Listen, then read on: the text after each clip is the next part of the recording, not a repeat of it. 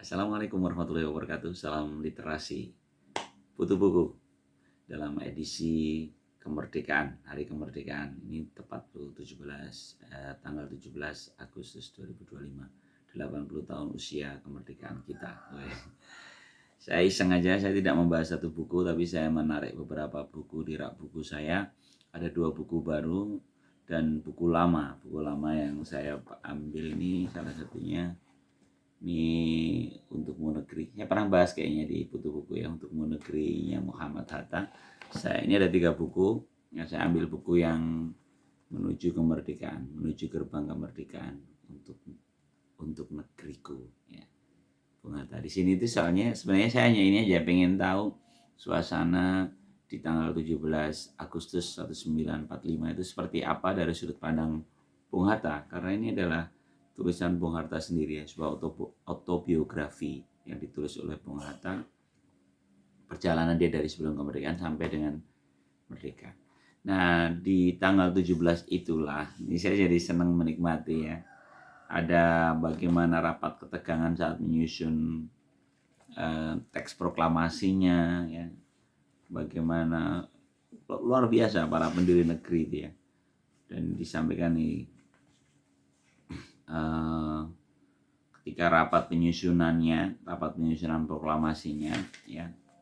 Kemudian sampai dengan tanggal 17-nya itu. Nah, ini ditulis. Saya nulisnya yang private, yang personal aja lah. Kalau yang lain kan sejarah sudah sering bahas ya. Tapi ini suasana personal Bung Hatta dan para pendiri negeri kita ya. Jadi di sini dituliskan waktu itu bulan puasa. Sebelum pulang, aku masih dapat makan sahur di rumah Admiral Maida.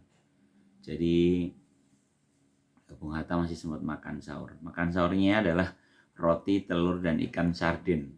Jadi nggak ada nasi, tapi cukup mengenyangkan. Setelah pamitan dan mengucapkan terima kasih pada tuan rumah, aku pulang membonceng Soekarno. Pulang ke rumah membonceng Soekarno, dan aku baru tidur sesudah sembahyang subuh dan bangun kira-kira pukul 8.30 untuk segera mandi dan bercukur, bersiap-siap untuk pembacaan teks proklamasi. Yang kira-kira pukul 10 ini pas puasa loh, luar biasa ya. Di Mojeng Soekarno, Bung Hatta, sahurnya masih di rumah Maida ya. Tapi terus pulang sempat terbahan tidur sampai pukul 8.30. Itu serunya ya. Yang terus akhirnya ada pembukaan undang-undang dasar yang digugat ulang kembali, terus karena ada syariat Islamnya itu kan, terus bagaimana toleransi para pemimpin Islam. Di sini digambarkan dramatikal suasana saat di sebelum dan setelah. Pendek aja, tapi rentang yang pendek ya, di antara tanggal 17 itu bagaimana akhirnya jadilah teks pembukaan Undang-Undang Dasar 45 yang sekarang ini di tahun tanggal 18 kan esoknya. Jadi dramatis sekali di hari-hari itu ya. Nah, ini yang pertama. Biasa saya menggunakan buku-buku, mungkin ini teman-teman yang penyuka buku ya, saya termasuk jenis yang ada beberapa cara membaca. Ada yang saya baca buku itu dari awal sampai selesai, ada yang ini pernah saya baca selesai tapi terus saya ulang, saya murojaah untuk menarik kembali suasananya gitu, suasana. Ya seperti mungkin teman-teman ketika ketemu Reels atau YouTube pendek gitu ya, itu pendek yang suka berkelebatan di lini masa kita, dan itu membuat kita terpantik kembali. Dan seperti itulah cara buku bekerja gitu. Walaupun sudah kita baca dan kita ulang untuk kita rasakan kembali. Ini mumpung tanggal 17 Agustus ini, kira-kira tanggal 17 Agustus itu seperti apa sih yang terjadi di saat itu gitu. Ini yang pertama. Nah, buku yang kedua sebenarnya Ki Hajar Dewantara. Saya cuma comot aja ya, kenapa memilih 2 tokoh ini, sebenarnya sih kebetulan ada di rak buku saya. Nah, kalau Ki Hajar Dewantara pun sama, ini kan kumpulan-kumpulan, mungkin teman-teman ada yang ini buku kuno yang saya termasuk bersyukur langsung mendapatkan bukunya dari Majelis Luhur Persatuan Taman Siswa. buku lama, bahkan ditulis dengan ejaan lama. Ini adalah tulisan tentang kumpulan tulisan-tulisan Ki Hajar Dewantara dan beberapa petinggi taman siswa sebenarnya, tapi di pembukaannya, kalau isi inti bukunya adalah tulisan Ki Hajar Dewantara. Nah, di buku ini tentu tidak seperti bukunya Bung Hatta yang berupa autobiografi, jadi catatan panjang. Kalau di sini karena tulisan-tulisan komentarnya seorang Ki Hajar Dewantara yang dia tuliskan di beberapa media dan beberapa pidato gitu ya, speech gitu ya. Nah, saya sengaja nyarinya rentang tahun yang di tahun-tahun itu gitu. Saya nemu satu artikel dia yang berjudul Kemerdekaan dan Kesusilaan. Jadi sejak lahirnya negara Indonesia, maka kemerdekaan bukan lagi cita-cita, bukan semboyan atau persoalan, tetapi terang-terang suatu kenyataan yang kita alami bersama. Mengalami belum berarti menginsafi. Banyak sepak terjang, langkah laku yang kita kerjakan sehari-hari tidak dengan kita pikirkan, tidak dengan kesadaran, semata-mata kita laksanakan secara lakunya pesawat yang tak berjiwa. Boleh jadi laku hidup yang demikian itu dipuji sebagai dinamik, namun sebenarnya sudah menyalahi syarat kesusilaan yang mengharuskan manusia berpikir, sadar, dan insaf. Untuk itu manusia di seluruh dunia mempunyai cara atau adat sembahyang, semedi, bersolat dan sebagainya yang tak lain maksudnya daripada berhadapan dengan kekuasaan yang paling luhur, paling suci, paling adil. Berhadapan dengan kekuasaan yang gaib itu berarti pula berhadapan dengan diri sendiri, dengan hidup batinnya yang dalam, yang suci, yang luhur, serta yang indah. Ini mengakibatkan pula tumbuh hidupnya perasaan iman yang dalam bahasa asing disebut gawetan, yang pada dasarnya ada pada tiap-tiap manusia yang dilahirkan di dunia ini sebagai makhluk yang terpilih. Rasa iman itulah yang menyebabkan manusia sanggup serta mampu untuk memperbaiki kehidupannya, melakukan bisikan jiwanya, menghukum diri sendiri, mendorong keinginan dan kemauannya ke arah tujuan yang luhur dan indah. Naiklah ia, si manusia, dari tingkatan makhluk umum ke tingkatan luhur, yaitu tingkatan hewan atau animal ke tingkatan manusia atau hewan nifeu. Apa bacanya? Nifeu. Ya, jadi Ki Hajar Dewantara mengingatkan kembali bahwa ini kan suasana persis setelah kemerdekaan. Kemerdekaan itu sudah dinyatakan, sudah terang-terangan, sudah tak lagi cita-cita. Namun ternyata banyak tingkah laku kita yang tidak menyadari, tidak menginsafi makna kemerdekaan itu.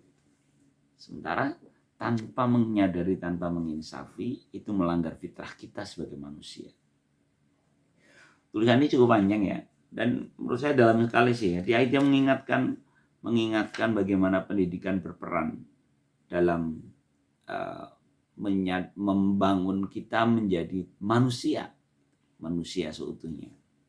Akhirul kalam bolehlah di sini saya simpulkan, tegas-tegas kemerdekaan itu tidak hanya kebebasan hidup, akan tetapi yang pokok adalah kesanggupan, kemampuan untuk hidup dengan kekuatan sendiri menuju ke arah tertib, damai, serta selamat dan bahagia berdasarkan kesusilaan hidup manusia. Wow.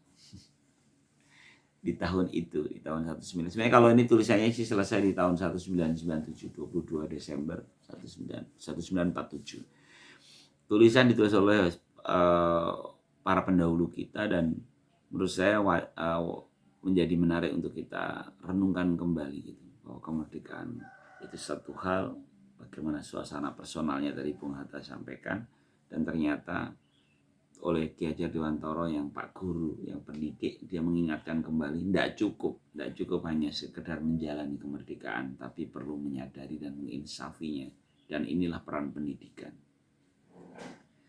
Nah, karena itulah saya lanjutkan buku-buku yang saya baca di tanggal 17 tahun 2025, 80 tahun Kemerdekaan Republik Indonesia ini dengan buku lain. Sebenarnya ini saya udah bawa kemana-mana, tapi saya itu memang sedang lagi belajar lagi baca novel. Baca novel itu selalu lama. Ini lama banget saya baca. Saya bawa-bawa ke beberapa kota ya, karena saya terus penempatan luar kota di Maumere, di Mataram. Tapi belum selesai juga. Walaupun saya udah resume beberapa catatan. Kayaknya sih suatu hari akan saya obrolin tentang Laut Berceritanya Leila Eskudori. Ini buku populer banget ya. Mungkin sinopsisnya udah ada di mana-mana. Leila Eskudori ini bercerita tentang aktivis tahun ya di akhir Orde Baru ya. Aktivis di akhir Orde Baru 98. Seorang yang akhirnya dihukum ya. Saya tambahkan selain Laut Bercerita, buku lagi ini baru saya beli dari warung sastra, jadi memang belum selesai saya baca. Tapi ya sudah saya nikmati lah beberapa adegan-adegannya. Ini juga semacam catatan, semacam novel, tapi novel non fiksi, karena catatan perjalanan seorang Utati. Utati ini aktivis kiri ya.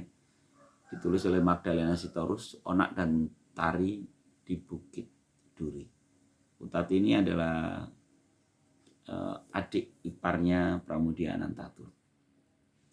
Seorang yang sama. Jadi ada benang merah di antara Laut Bercerita dan Utati ini. Onak dan Tari di Bukit Duri adalah sama-sama kisah tentang ketidakmerdekaan.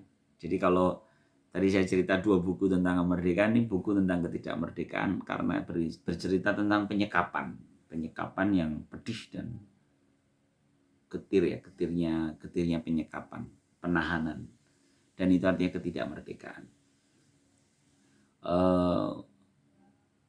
Tapi sudah bisa dituliskan karena sudah selesai. Kalau di zaman Orde Baru mungkin 2 buku ini kayaknya akan rumit bisa hadir di meja buku kita atau di rak buku kita karena bisa jadi tidak boleh beredar. Tapi sekarang sudah era begini dan kita baca, saya pikir menjadi menarik untuk kita konsumsi gitu ya, bahwa kita tahu bahwa sejarah pernah mencatatkan menyikapi atas perbedaan itu ternyata ada cara-cara dengan membungkam, gitu, menyekap. Gitu. Sebenarnya bisa jadi alasan yang melakukannya alasan demi negeri juga, gitu. Alasan demi negeri juga mengisi kemerdekaan, tapi ternyata terlupa langkah yang dilakukan justru melakukan substansi dari ketidakmerdekaan itu. Gitu. Merdeka itu kan sebenarnya substansial ya.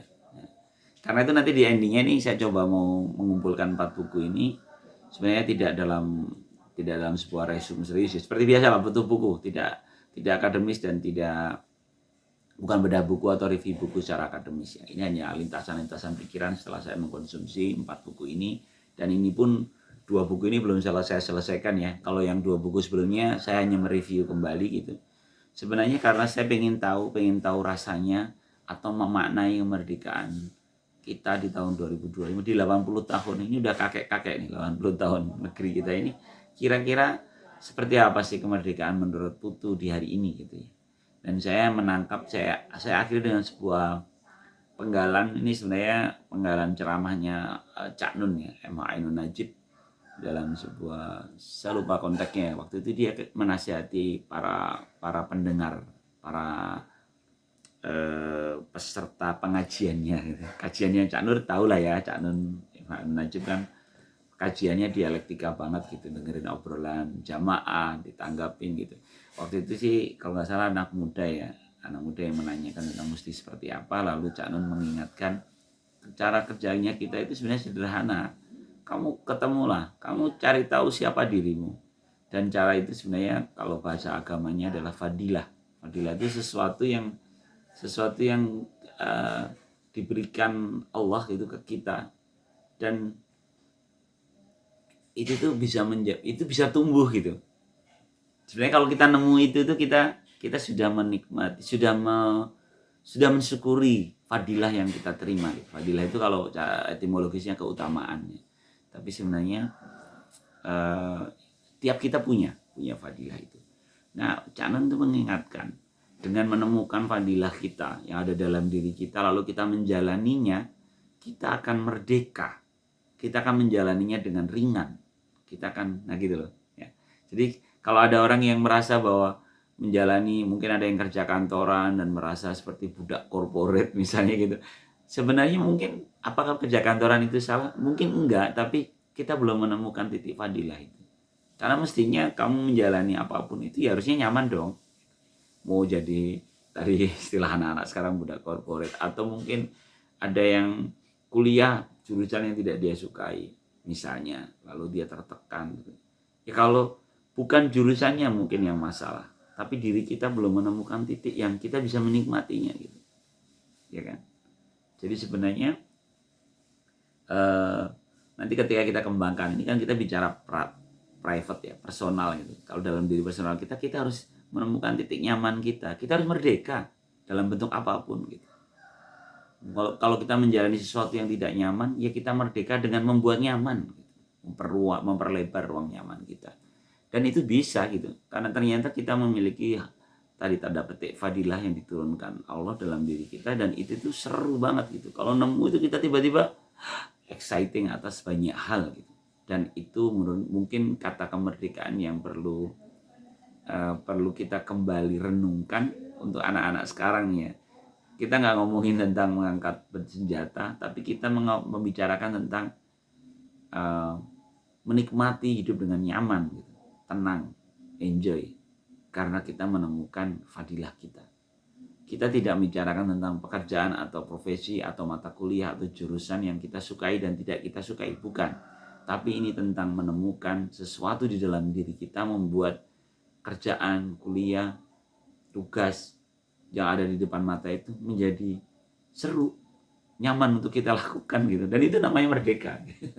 Mungkin itu yang saya tangkap di kata-kata hari ini.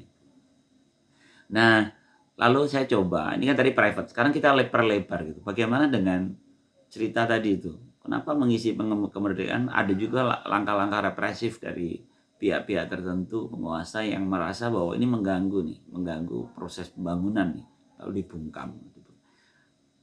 Harusnya gimana ya gitu ya? Saya juga nggak tahu, ini terlalu berat untuk seorang putu, tapi saya tetap dimulai dari beranjak dari tadi huriyah itu kemerdekaan, huriyah al-insaniyah, kemerdekaan personal. Mulanya harus dari personal dulu.